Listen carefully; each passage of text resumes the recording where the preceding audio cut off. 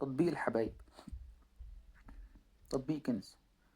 لو مهتم بالجديد والمفيد في عالم التطبيقات اشترك في قناتي وانا هقولك وظيفة كل تطبيق، مزايا وعيوب.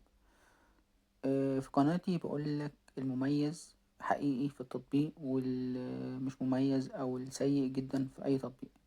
في قناتي ما باخدش اعلان ممول ولا اعلان مدفوع عشان اقولك ان التطبيق ده كويس او التطبيق ده وحش.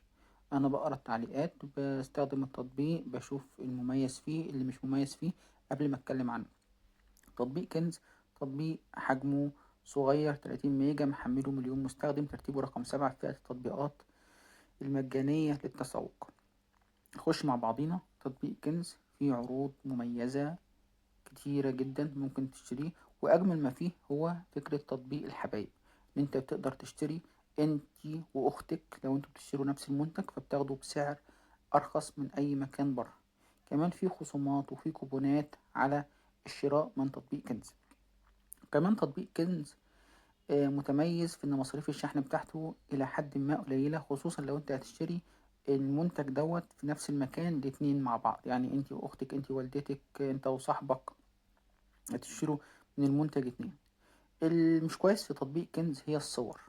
يعني ايه؟ يعني انت ممكن تشوف منتج زي ده والصورة بشكل معين،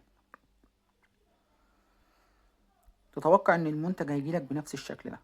للأسف الشديد بتدفع اونلاين، بتاخد الخصم، بتدفع مصاريف الشحن، والمنتج بيجيلك. طبعا ما ينفعش تفتحه غير بعد ما المندوب يسلمك ويمشي.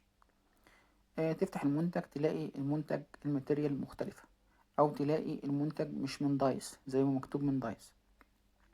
تطلب خدمة العملاء، الناس مشكورين بيبعتولك حد يسترجع منك الطلب، وبعد يوم واتنين بيقولك حضرتك تم استرجاع الطلب.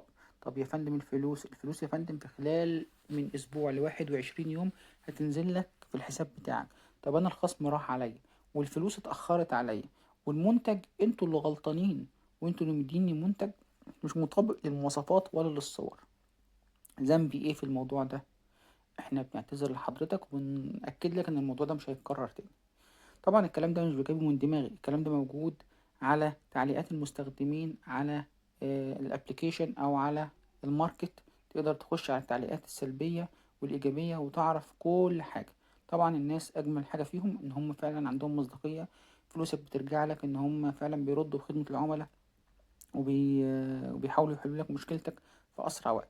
لكن عشان المصداقية وعشان انتوا هنا في القناة كلنا كعيلة بنقول الكويس واللي مش كويس عشان كلنا نستفيد ومحدش يلبس في حاجة، فأنا أنصحك إن انت تحاول تفتح المنتج وتحاول تشتري من غير فيزا، عشان لو ما عجبكش المنتج أو في أي مشكلة ما تستلمش المنتج وما تخسرش فلوسك. لكن غير كده هتضيع على نفسك وقت كبير جدا. طبعا الكلام ده ما ينطبقش على كل المنتجات، في منتجات كويسة جدا وفي ناس بتشتري من كنز وبتقول ان هو وفر لهم وعمل لهم خصومات والمصاريف الشحن بتاعته مصاريف لا تذكر بالنسبة لتطبيقات تانية. وحتى لو الشحنة بتاعتك خدت على شحنتين او 3 او 4، تبقى المبلغ بتاع الشحن واحد وثابت حتى لو جالك على 4 مرات. بمعنى انت مثلا ممكن تشتري ملابس وتشتري لعب اطفال وتشتري الكترونيات، كل ده في اوردر واحد. هيجيلك بتاع الالكترونيات حد شايله مختلف، هيجيلك بتاع الملابس حد شايله مختلف، هيجيلك بتاع اللعب حد شايله مختلف، هيجيلك على كذا شحنة. بس هو بيعاملك او بيحاسبك على مصاريف شحن واحدة. لو ما كنتش تعرف اي حاجة عن التطبيق وعرفتها من خلال قناتي، شير ولايك وسبسكرايب واستناني تاني في تطبيق جديد عشان اقول لك الجديد والمميز في عالم التطبيقات.